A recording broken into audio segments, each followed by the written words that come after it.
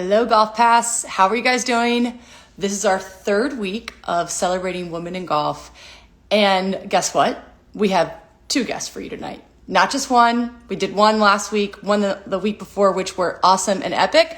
But this week we decided let's up the ante a little bit and let's do two guests. So first up, we are going to bring in Gaby Lopez, LPGA superstar and Olympian. I'm about to be in the presence of an Olympian, so hold tight as I bring her in. Give me a second, guys. Let's get Gaby in here.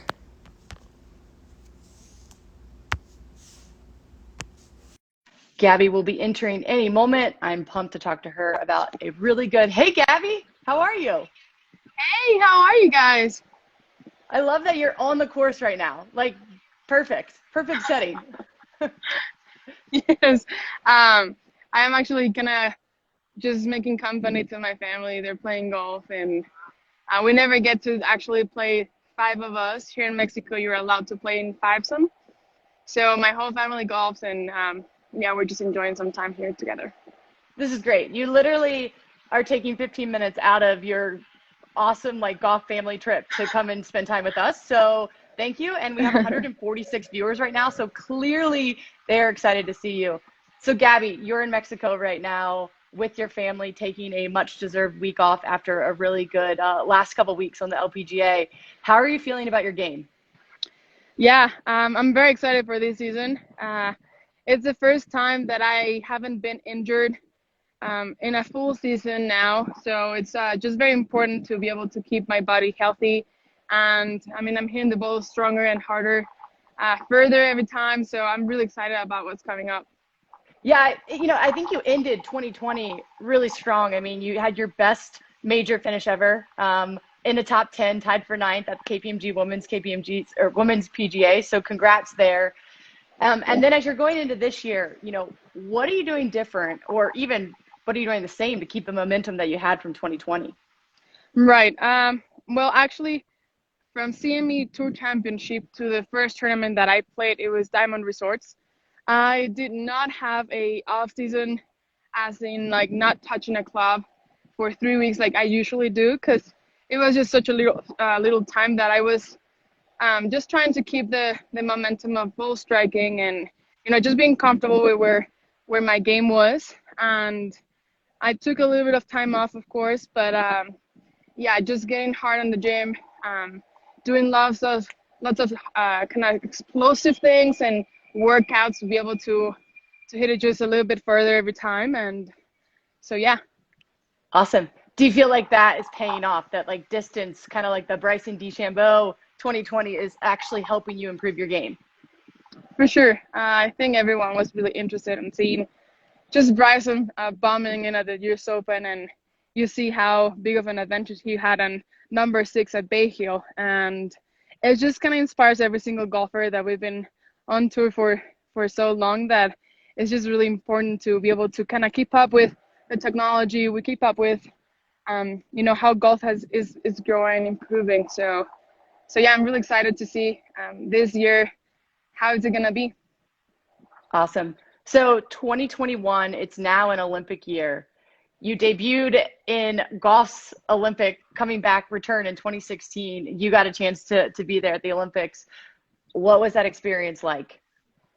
Oh, it was unbelievable. I mean, just imagine walking into the dining hall and seeing Michael Phelps coming in, Usain Bolt, Gabby Douglas, and just amazing people that you see as superheroes, and being able to be one of them, because we all kind of speak the same language, as in we all know what failure means. We all know what sacrifice and hard work means.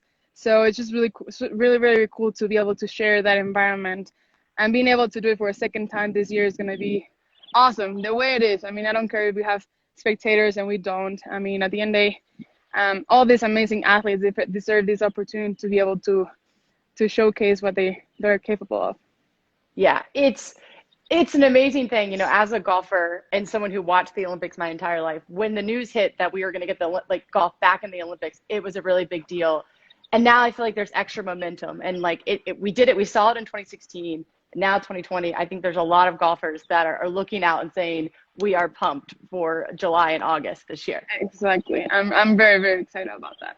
So talking about preparation, there's 5 majors in the women's circuit.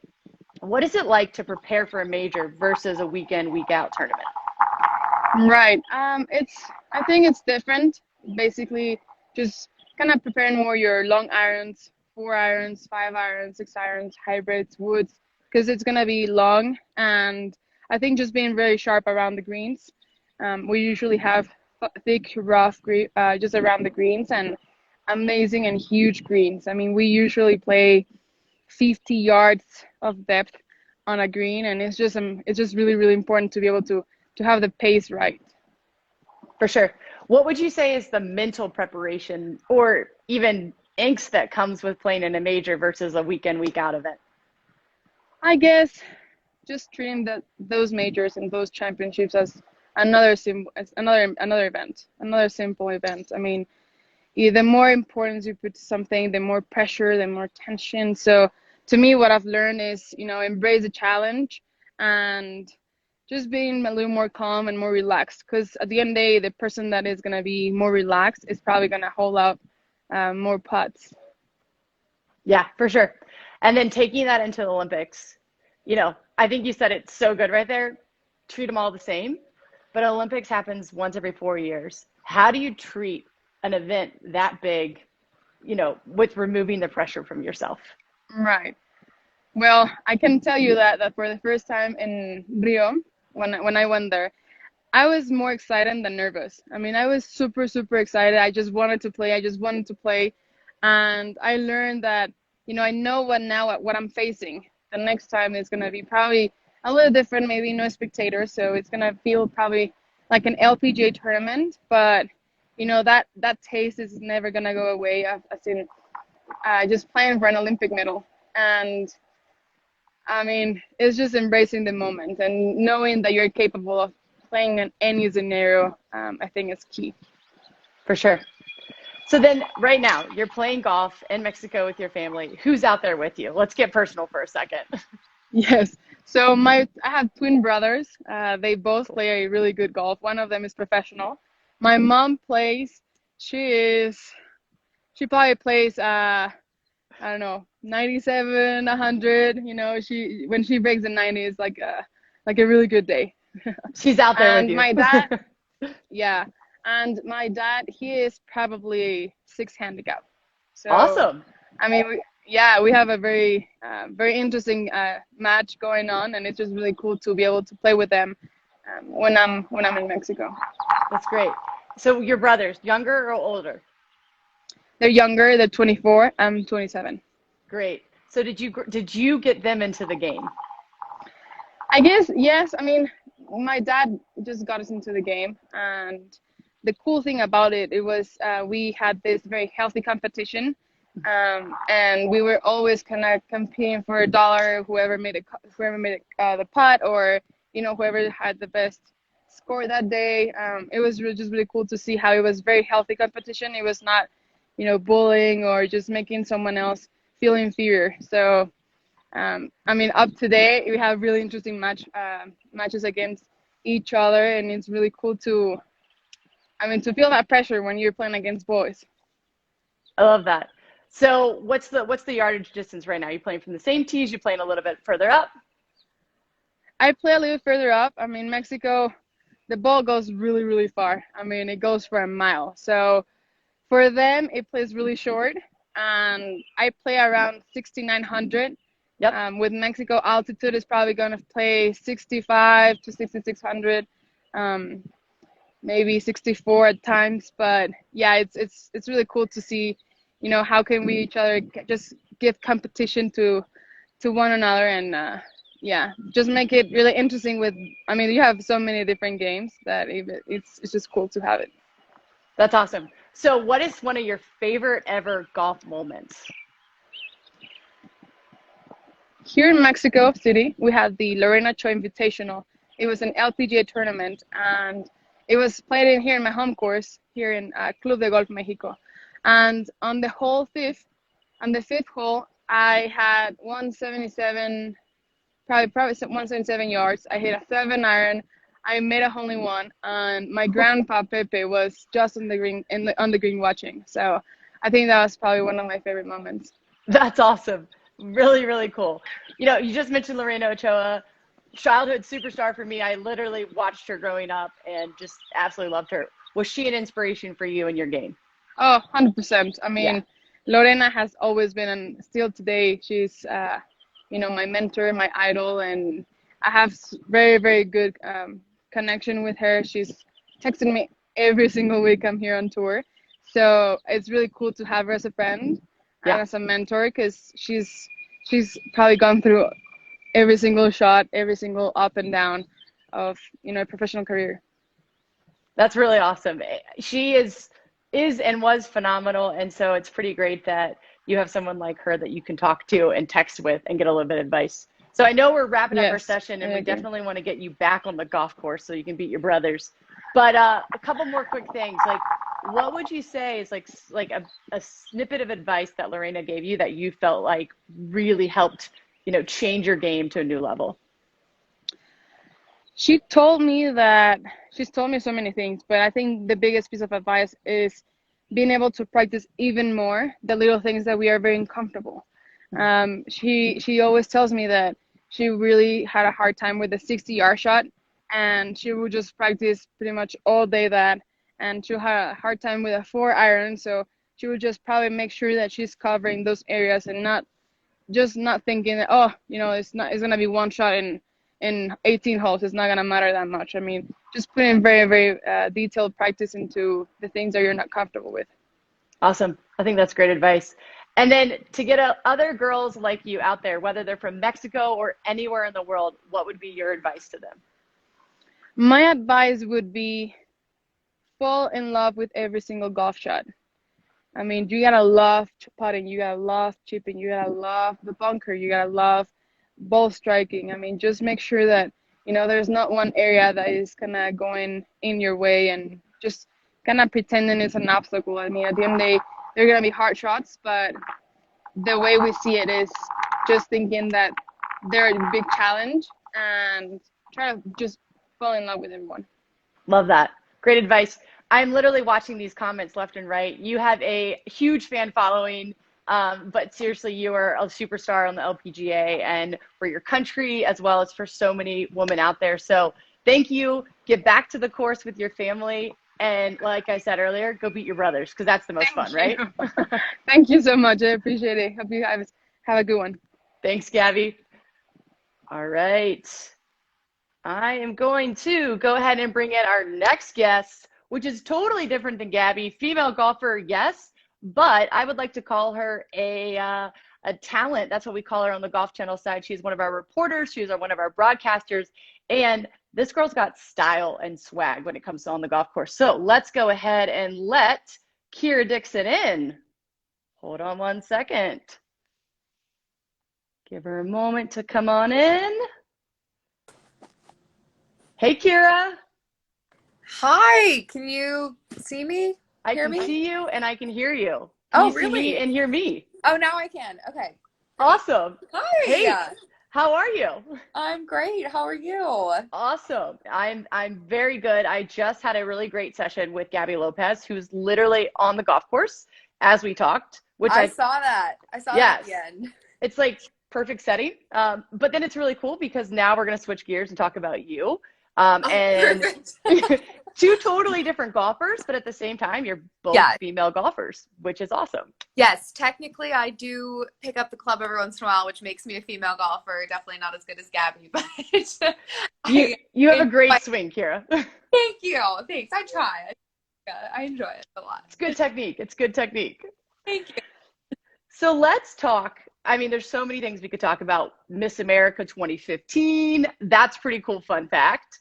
And you are going to be broadcasting talent for the Golf Channel at Honda Classic this week. So why don't we just kick it off there?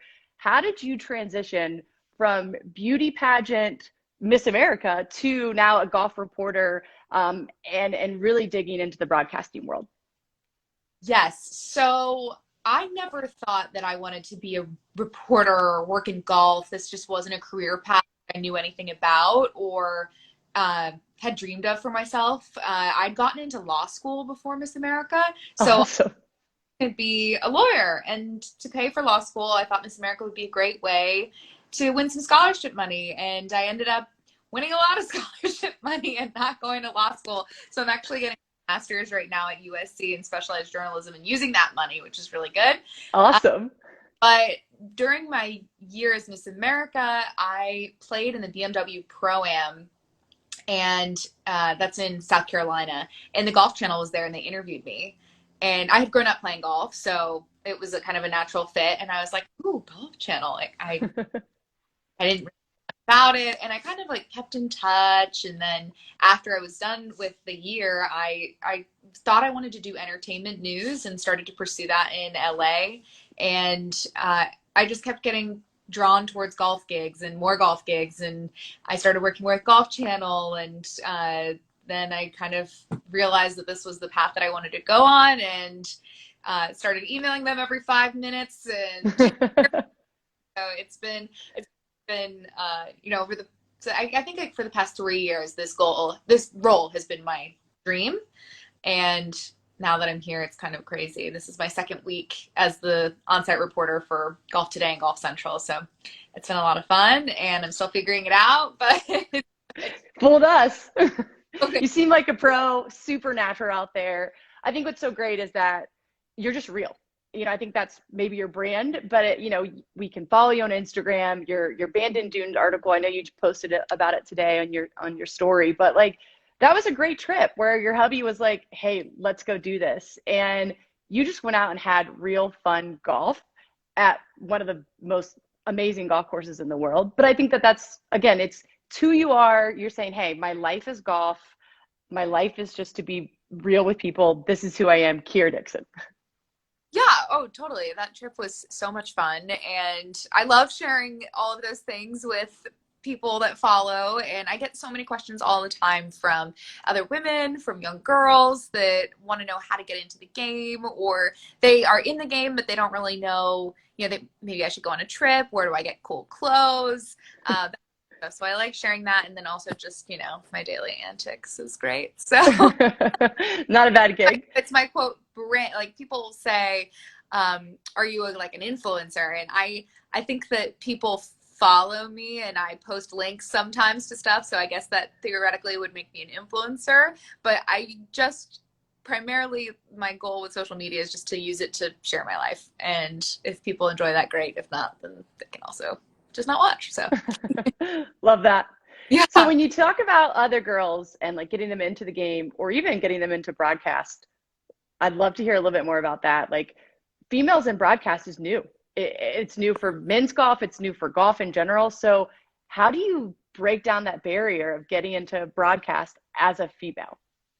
Yeah, well, I wouldn't say that it's new. There's definitely plenty of women that I look up to in this space that have given me such great advice that Sage Steele comes to mind. She hosted Miss America one year, and I met her there, and ever since I've been like obsessed with her and follow her around. She's on Sports Center. If you don't know Sage, follow her. I recommend. Awesome. Yes, but it's been interesting. It's amazing how much you don't know. Like you think you know, but you don't. So I had never studied broadcasting as an undergraduate. So for me, I kind of just fell into everything. And I learned as I went. I learned by trial and error, which has been great and also has been very challenging at times. For sure. But through my grad program, I've been able to learn a lot of those fundamental skills that I didn't really have, especially with writing, and in just being able to talk to a professor in a safe space and be like, I need help with some interviewing. But when it comes down to it, finding your niche, I think, is a great way to get in the door and kind of break through for broadcasting. For me, it's been golf. For other people, it might be. I have another friend that has a similar role in horseback riding, and I have a friend that started with talking about football on the radio at a local station in Florida. Now she's Laura Rutledge on ESPN and all these major college game day football shows. And Amanda Balionis broke through with golf and a bunch of other great stuff. So I always say that finding a niche and finding something you're passionate about and can speak on well quickly is really great. And that helps you get your reps in. And if it's golf in particular, golf is a really small world. So it's easy to start networking in this space pretty easily, pretty quickly. And just showing up to stuff. And, you know, I said yes to everything. Every time I got an opportunity, it didn't matter if they didn't pay me, if it was free, whatever it was, I always showed up. So that's my advice, I guess. Always just find your niche and always say yes. Love it. How did golf become your niche? So I grew up playing, and I stopped playing around high school when I thought that golf was stupid, which is stupid. And but I could always still play because I started at 3 years old. So I always had this fundamental skill set. And when I realized when I lived in LA post Miss America that I didn't like entertainment news, that I just really didn't care about it. And golf was just something that I enjoyed. I enjoyed playing. It's something I do with my husband, with my friends. Now I have a huge group of girl golf friends. Awesome. Yeah. And it just kind of took over my life on its own, like outside of a career. And it's just where naturally all the opportunities came from. So that it became my thing. And now I just talk about it all day. It's a natural niche. I like it. It's very natural, yes. So I know that you've done a lot of writing and also series for Golf Pass and Golf Advisor. So I think they call you a lifestyle correspondent. Yes. Unpack that for us. Yes, Golf Advisor's lifestyle correspondent. So we actually had a lot more going on pre-COVID, but then during the pandemic, which we're still in, obviously, it was hard to film lifestyle content and travel content. I had done a couple of episodes for Golf Advisor, one in Desert Mountain in Arizona and another one in the Palm Beaches, where I'm at right now. So we did those, and there were plenty of others on the books. But since then, I've been able to kind of dip my toe back in, like with the Bandon article that you mentioned, and just share a little bit with the Golf Pass audience about what I do in my personal life to travel, what I wear, how I infuse golf into my everyday lifestyle. So every once in a while, it's nice to be able to tap back into my Golf Pass fam and share that content. But primarily now I'm working as a reporter. So Golf Pass is definitely a part of my gig whenever they tell me to. Awesome. Well, we get to reap the benefits of being Golf Pass members, of reading your content, seeing your content. And it's, like I said, it's fun, it's entertaining, it's educational, and it's also relatable. Female to female, like right around the same age, husband plays golf. And I'm sure there's so many others that are just like us, that it's like, hey, tell me how to go on a Bandon Dunes trip where it's not with the boys, but it's with a couples trip, or it's with the girls and it's a spa day and it's still going to the pub and having a good drink afterwards. So love that. Yeah. When you talk style, so style's a big thing for you. You've mentioned it a couple times. What shapes golf style for you, and why is that important to you? Because I want to look good on the golf course. I want to feel good, play good. Obviously, it just works.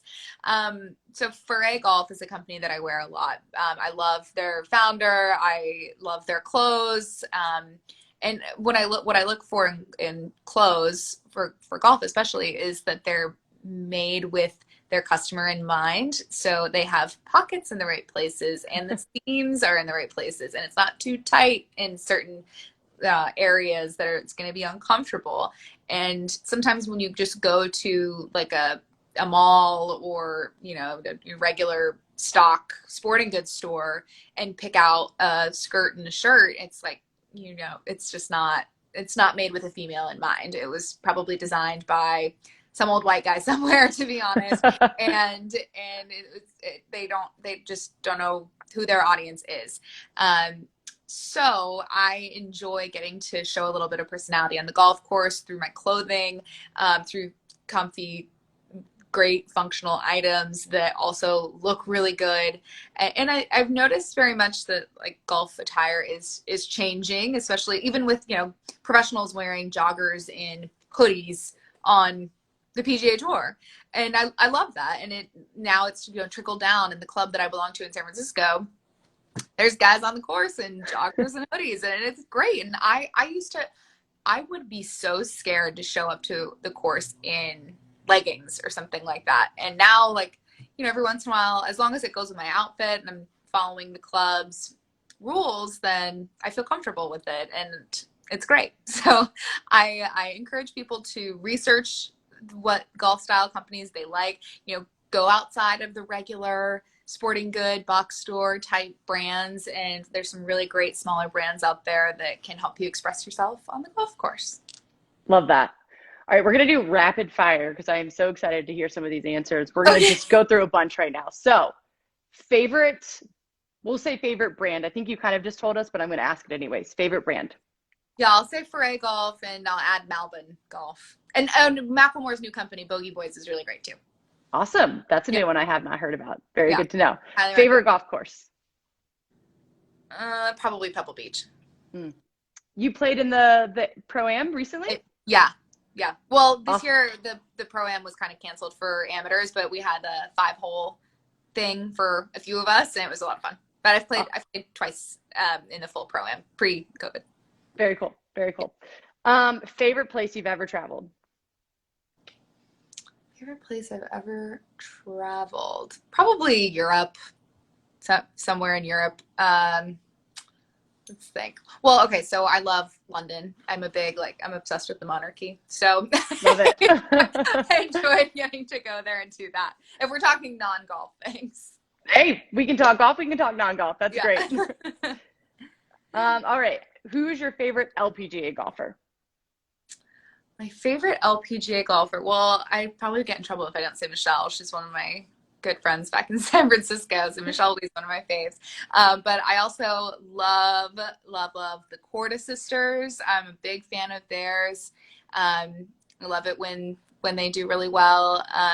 Angela Stanford is so nice and just so warm and welcoming and wonderful. Cheyenne Knight is one of my favorites. Hanako Shibuno. Oh my God, I'm obsessed with her. She won the AIG, I believe, or the British, and then contended for a while at this year's US Open, and just is such a badass. I love her. She doesn't speak English, but I feel like we're best friends. We bonded over our love for Chick-fil-A. Language is not a barrier. No problem. Yeah. Chick-fil-A brings anybody together. Yeah. Awesome. All right. What is the thing that you're looking forward to the most about this week? And you said your second week as broadcasting. Yeah. I'm looking forward to seeing how the week goes for, how it plays out for Lee Westwood in particular, who's going to be on his third straight week after coming off of solo seconds at Arnold Palmer Invitational and the Players. So, and he's played Augusta for the past 2 days. So it'd be interesting to see if he's super worn down or if this is like a watershed moment, like Lee's owning the field type of thing. So I'm interested to see how that plays out. I'm personally banking on that. I want the 47-year-old to win. Exactly. So last thing, because I know we're coming up on time, but talked a little bit about like your female broadcasting friends. I know that you had mentioned earlier, you have friends in the space, but heard a little bit that you guys kind of have like a tight knit group. So tell us a little bit more about that. Yeah. So I'm actually, after we finish, I'm gonna go out to dinner with some of them. But we've got friends an ever-growing friend group, so please join us. And it's really interesting because we have women in that represent all parts of the golf sphere. We've got like Ashley Mayo, who's with Golf Magazine, Hallie Ledbetter, who's with Golf Digest, Amanda Balliano, CBS, me, and then like Lauren Thompson of the Golf Channel, Chantal McCabe, oh my gosh. And then people that work for different organizations, like we have a girl that works for the PGA of America, girls that work for the USGA, like players, like Marina, Alex, Michelle, it's just a really, really tight knit group that supports each other. And I know that I can call any one of them. And if I have an issue, if I need to get connected with somebody, if I need to just vent about whatever, about life, it's been really wonderful to have that. And it's something that I never expected in the golf space, especially that I have such a robust group of girlfriends. And I'm so thankful for that because it makes life on the road so much more fun because I get to see them all the time. So it's been great. Yeah, that's really awesome. You just mentioned a slew of great names, and I think you're one of those great names. So I Yeah. wish you luck this week in your second week broadcasting Kick Butt. I know that Golf Channel believes in you, and so do all of the fans that are tuning in to your reporting. So Thank you. Yes, I hope so. we do, I promise. Thank you. All right, Kira. Well, seriously, have a great night tonight. Thanks for joining in, taking time while you're out on the road. And to the rest of our viewers, join us next week, Wednesday, 7 p.m. for another live celebrating women in golf. Bye, guys. Bye.